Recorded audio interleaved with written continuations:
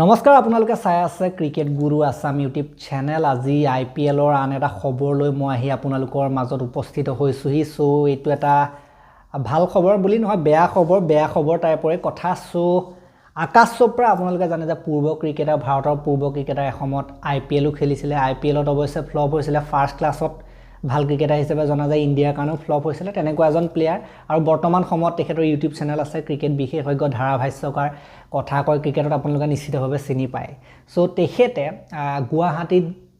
যি IPL match অনুষ্ঠিত হ'ব এবাৰ গুৱাহাটীত আইপিএল মেচ অনুষ্ঠিত হোৱাৰ ওপৰত এটা মন্তব্য কৰিছে বিবাদ থকা মন্তব্য বিবাদিত মন্তব্য কৰিছে যিটো সাধাৰণতে তেওঁৰ পৰা আমি আশা কৰা নাছিলো তেওঁ কৈছে যে অসমত খেল হ'ব নালাগে বুলি কৈছে অসমত খেল হোৱাটো গুৱাহাটীত খেল হোৱাটো তেওঁ বেয়া পাইছে সো এক প্ৰকাৰে ক'বলৈ গ'লে জ্বলিছে বুলি ক'ব লাগিব সো আকাশ চোপ্ৰায়নো কিনো মন্তব্য কৰিছিলে গুৱাহাটীত খেল হোৱাৰ বিষয়ে আমি সেইটো এবাৰ চাই লওঁ আহক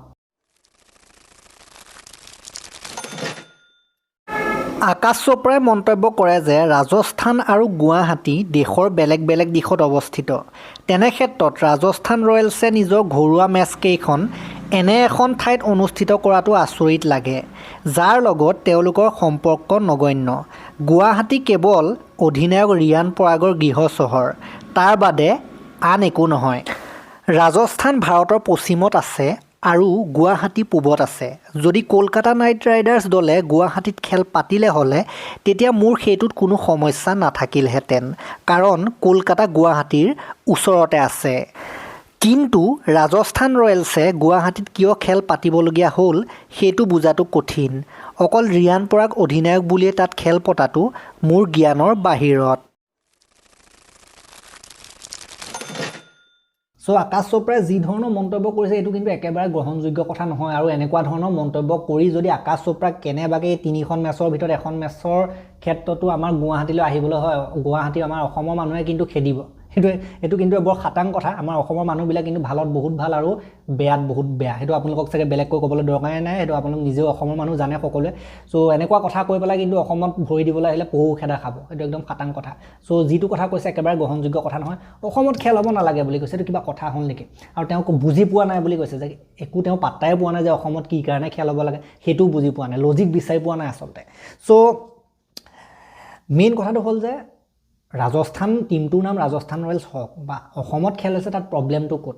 সো অসমত যদি খেল হয় সেইটো আইপিএলৰ কাৰণে ভাল আইপিএলৰ বেছি প্ৰচাৰ হ'ব সদায় একেখন চিটিতে খেল হৈ থাকোঁতে একঘামি হৈ যায় সো বেছিকৈ কিছুমান চিটিত যদি খেল পাতিব পাৰি ভাল আমাৰ এতিয়া গুৱাহাটীত পাতিছে আৰু যদি নৰ্থ ইষ্টৰ বেলেগত পাতে তেতিয়া সেইবিলাক জেগাৰ ঠাইবিলাকৰ মানুহবিলাকেও খেলটো চাব খেলটোৰ প্ৰতি আগ্ৰহী হ'ব কিছুমানে খেলিবলৈও আৰম্ভ কৰিব ক্ৰিকেট খেলটো গতিকে তেনেকুৱা ধৰণৰ কথা ক্ৰিকেট খেলটোৱে বেছি এক্সপ'জাৰ পায় আইপিএল খেলটোৱে বেছি প্ৰচাৰ পায় আইপিএল আৰু টিমটোৰ সমৰ্থনটো এতিয়া ৰাজস্থান ৰয়েলছ টিমটোত ৰিয়ান পৰাগে যেতিয়াৰ পৰা খেলিবলৈ আৰম্ভ কৰিলে ৰিয়ান পৰাগৰ কাৰণে আমাৰ অসমৰ মানুহৰ ইণ্টাৰেষ্ট খেলটোৰ ওপৰত আহি গ'ল অসমৰ বুলিয়ে নহয় সমগ্ৰ উত্তৰ পূৰ্বাঞ্চলৰ যিমান ৰাজ্য আছে সকলোবিলাক মানুহৰ ক্ৰিকেট খেল চোৱা মানুহৰ মানে ইণ্টাৰেষ্টটো ৰাজস্থান ৰয়েলছৰ প্ৰতি অলপ বেছি আছে এটা দুৰ্বলতা আছে ৰাজস্থান ৰয়েলছ টিমটোৰ কাৰণে এটা নিজৰ হৃদয়ত এটা মানে সুন্দৰ হৃদয়ৰ কোণত এটা স্থান আছে ৰাজস্থান ৰয়েলছ টিমটোৰ কাৰণে আমি বিচাৰোঁ যে এইটো টিম জিকক আমাৰ ৰিয়ান পৰাগ আমাৰ অসমৰ এজন প্লেয়াৰ তাত খেলি আছে গতিকে এইটো টিম জিকক তেনেকুৱা এটা ভাৱনা থাকে আমাৰ অসমৰ আমাৰ নৰ্থ ইষ্টৰ মানুহখিনি ৰিয়ান পৰাগৰ কাৰণে বা ৰাজস্থান ৰয়েলছ টিমটোক এইটো কাৰণে ভাল পায় যে ইমান সন্মান কৰে ইমান আদৰ কৰে যে আমাৰ এটা ল'ৰাক ইমান চান্স দি পেলাই ইমান বেয়া পাৰফৰ্মেঞ্চৰ পাছতো লাহে লাহে আগবঢ়াই নি আজি ইমান কেপ্টেইন পোৱা লাগে গতিকে আগবঢ়াই নি পেলাই গতিকে সেইটো কাৰণে এইটো টিমৰ সন্মানেই বেলেগ আছে আমাৰ যদি আমি ক'বলৈ যাওঁ ৰাজস্থান ৰয়েলছ টিমটো নিজৰ ঘৰৰ ল'ৰা এটাই খেলি আছে তাত নিজৰ ঘৰৰ টিম বুলি ক'ব বিচাৰে গতিকে সেইটোতো সকলোৱে জনা কথা আমাৰ অসমৰ মানুহে সকলোৱে কেনেধৰণে এইটো টিমক ছাপোৰ্ট কৰে আৰু এটা মেইন কথা হ'ল যে ৰিয়ান পৰাগ তাত খেলাৰ কাৰণে আমাৰ ইয়াত খেল হৈছে সেইটো এটা খাটাং কথা আৰু ৰিয়ান পৰাগৰ লগতে যিমানটো ছাপোৰ্ট আছে সেইটো ছাপোৰ্ট কিন্তু ৰাজস্থান ৰয়েলছে বেলেগত নাপায় এতিয়া আমাৰ অসমৰ মানুহখিনি উত্তৰ পূৰ্বাঞ্চলৰ মানুহখিনি যে ছাপোৰ্ট কৰিলে ৰিয়ান পৰাগ যদি এইটো টিমত নাথাকিলেহেঁতেন কোনো এটা মানুহ নৰ্থ ইষ্ট হওক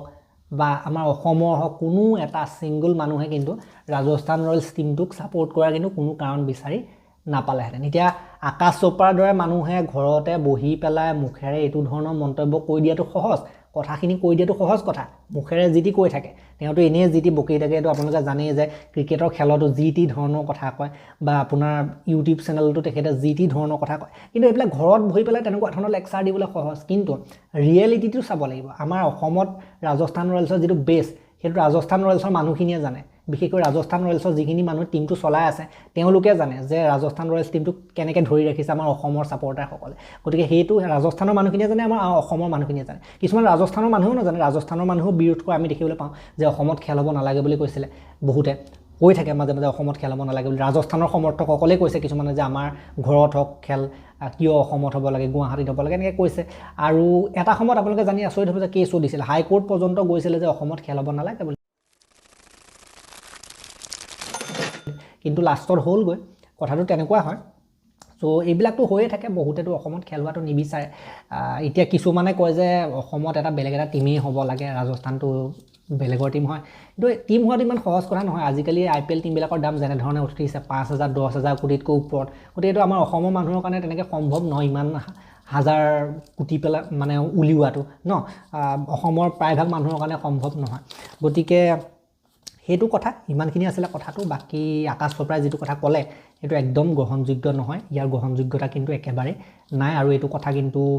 বহুত বেয়া কথা কৈছে আৰু এনেকুৱা হ'লে কিন্তু আকাশ চোপ্ৰাক বৰ্জন কৰিব অসমত আৰু কোনেও ভিডিঅ' হয়তো তেওঁ নোচোৱা হ'ব ভিডিঅ'বিলাক আৰু কমেণ্ট্ৰিও নুশুনা হ'ব মানুহে ইংলিছ কমেণ্ট্ৰি লগাই দিব কিয় শুনিব সেইটোৰ কথা এনেকুৱা ধৰণৰ আমাৰ অসমৰ বিষয়ে বেয়া কথা কয় বাকী যি কি নহওক এই ভিডিঅ'টো মই ইমানটা সমাপ্ত কৰিলোঁ ভাল লাগিলে যদি লাইক কৰিব শ্বেয়াৰ কৰিব চেনেলটোলৈ নতুনকৈ আহিছে যদি ছাবস্ক্ৰাইব কৰি ঘণ্টাটো দবাই থৈ যাবলৈ নাপাহৰিব তেতিয়ালৈকে আৰু এটা নতুন ভিডিঅ' লৈ প্ৰতিশ্ৰুতি মই বিদায় মাগিছোঁ ধন্যবাদ